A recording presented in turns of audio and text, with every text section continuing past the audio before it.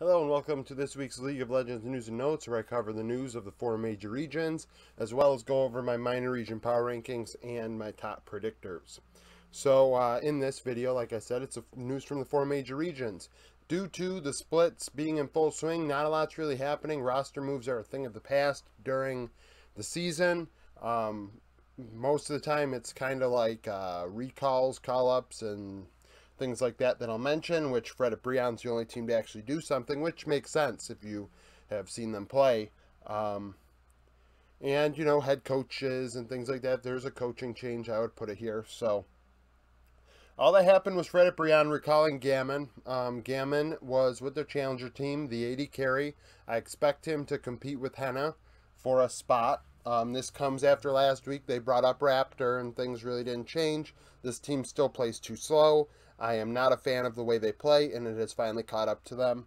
Gammon, 548 KDA, 934 CS per minute. He did have one Senna game out of 12.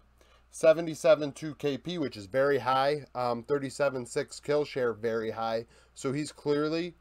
both the challenger team must play like the big team in that they're very team fight oriented. Don't really get into too many skirmishes. Because the stats, like Henna's stats, are similar. 76.9 KP, 38.5 kill share. Gold share is similar, 24.7, 24.2. Just that Gammon plays more champions, played 8 and 12, and Henna's played 6 and 13. So, you know, it's definitely puzzling. Gammon could be better, theoretically. I'm not going to, make moves. You got to make moves. You got to make this team better. But at the same time, I don't think that this is the problem. I think it's you need to change the way you play the game and the way you think of the game. This is not working. Henna, 214, 962 CS per minute. So, honestly, I don't know if Gammon's going to be better in lane than Henna anyways when it comes to CS per minute.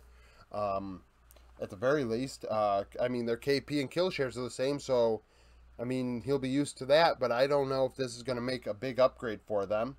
It's just not really feeling it.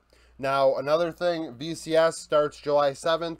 I did say over the last couple days I was going to do my 12-11 recap where I was going to go over the most common champion matchups tomorrow. That's not happening because the LPL is still on 12-11.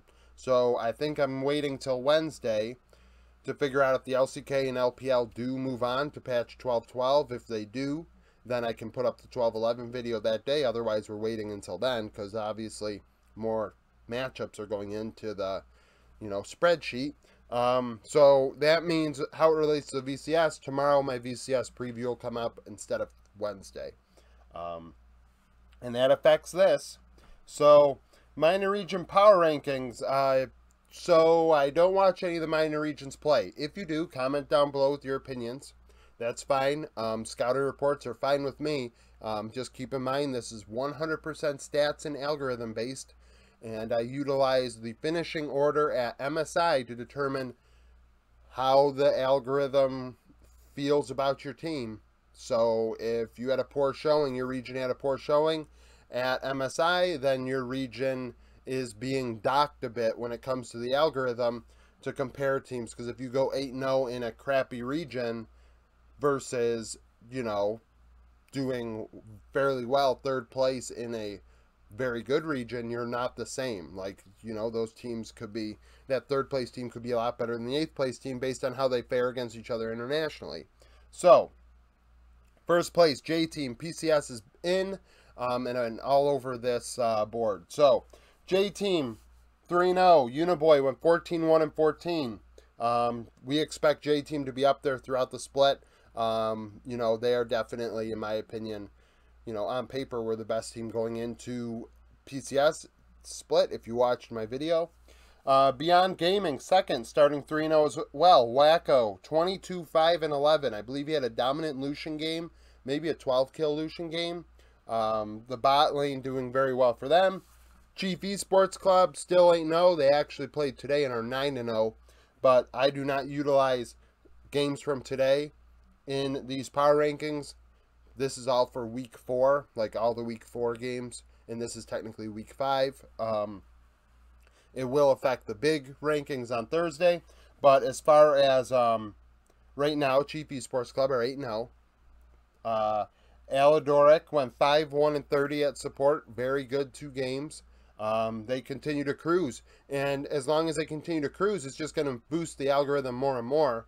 Despite the LCO maybe not being as strong as the PCS and VCS, Chief Esports Club did go 19-2 during spring and failed and choked in the playoffs.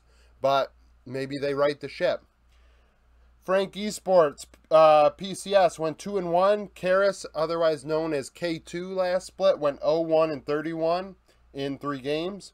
In 5th place, PSG Talon. PSG Talon currently 4th in the PCS in my power rankings. 2-1. Gory, 18-7-14. Burry also did very well, seemingly, based on the stats, looking more like a supportive guy in terms of how he's playing. Obviously, I've never seen him play at all. I've seen Gory play for FPX, but as far as seeing Burry play, I hadn't, and based on his stats, he looks like he's taking on a more supportive role. But PSG 2-1. 6th place, Red Canids, CB Lull. They're the CB Lull representatives in this rankings. 7-1. Grefthar went 11-3-8 in mid this past week. They continue to cruise atop the standings. Red have been here for a while, and they continue to be the MSI representatives. 7th, Sengoku Gaming out of Japan. They are 5-0. Jet went 18-3-13. The way they do their weeks, it's 4 separate days. So this was game 3, 4, and 5. They had 3 games to affect this. And Jet, I think, had like a 10 or 12 kill game on a Kali mid. So that really boosted his score. Direwolves, so the next 3 are all Oceania. Oceania is extremely top heavy right now. And I will tell you, after today's games, this will be changing based on how it looks, you know, going into next week. But 8th place, Direwolves were 5-3 going into today. Siuman, 12-3-5 in mid. Pentanet GG, also 5-3. Yuri, 7-2-11 in mid. And lastly, Team Order, the MSI representatives from Australia, 5-3. Puma went 17-2-12 at 80 carry. Like I said, it's based on how you performed at MSI, and people are going to say, well, the LCO didn't win a game. Yes, but they also played against 2 major regions.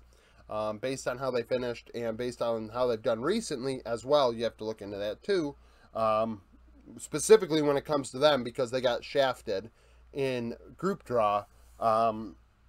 You know, and their region is extremely top heavy, which is screwing up my algorithm. But the fact is, you know, it's fine tuning as we go along. But, so comment down below with your opinions. You know, if you are a fan of any of these regions, you're going to notice Latin America is not on here. Well, Latin America didn't play this past weekend, COVID. So they postponed all their games. And you'll see no TCL team. Nasser, Turkey is, I think, 13th. Istanbul did very bad at MSI. Pretty much simple as that. And Nasser Turkey's done really well. They're 8-0, I think, to start the split. But they are not, you know, because Istanbul struggled so much, it has hurt their standing when it comes to, you know, minor regions against minor regions. But if you're a TCL fan, comment down below. Does Nasser Turkey look that dominant, or are they just like sneaking games away because they weren't, you know, the representatives at MSI? Now, top predictors. Wolilo leads the way still with 109 points. If you do not watch my sneak peeks, I will give you a preview of the games for the next day. You predict the winner, and you get a bonus point if you can get, if it's LPL or LCK, whether it's a 2-0 or a 2-1 win. When it comes to LEC and LCS, you get a point for each game you predict right, and if you guess all 5 right, you get 3 bonus points for each region. So Wolilo is 109, Steven Dreesen 90, Forsland 75, Protex 59, and then we have Lucas Bergstrom at 28, John Onofre at 28, Zhao Victor at 25, Eric Dantas at 24. He went 15-0. He hasn't been around for a while, so maybe he's done. I don't know, but 15-0 is still impressive. Aldorita 19 and 9th, and 10th place X Legend 15th. So if you would like to participate in the predictions, every sneak peek video, you just comment down below. if you feel like I do not see your prediction, which I've noticed that this has happened a couple times and I've caught what I believe to be the mishaps, if I do not like your comment when you do a prediction, I have not seen it. So that's a thing. So if you notice that I didn't like your comment the next day or something, then it's because I didn't see it. For some reason, some comments are just not showing up. I don't know why, for me. And sometimes when I change my settings, it'll show me some that I missed, but then also take away some. And obviously some are being caught up with spam, and I do check the spam thing, and I have approved comments from there because sometimes the spam bot gets them. But I have it so that all comments go through, so I don't really know why, you know, it's catching some predictions but not the spam bots that I get. But nevertheless, thank you for watching this video. If you like it, subscribe to the channel, hit the notification bell so you do know when my sneak peek comes out later today for the 2 LPL series tomorrow. Like I said, comment down below with your opinions if you watch minor regions, because like I said, I do not watch any of it when it comes to these. I am 100% watching the 4 major regions. Literally, I wake up, I watch League, I do League until I go to bed. So, thank you for watching. Can't say that enough, and I hope you come back for more content.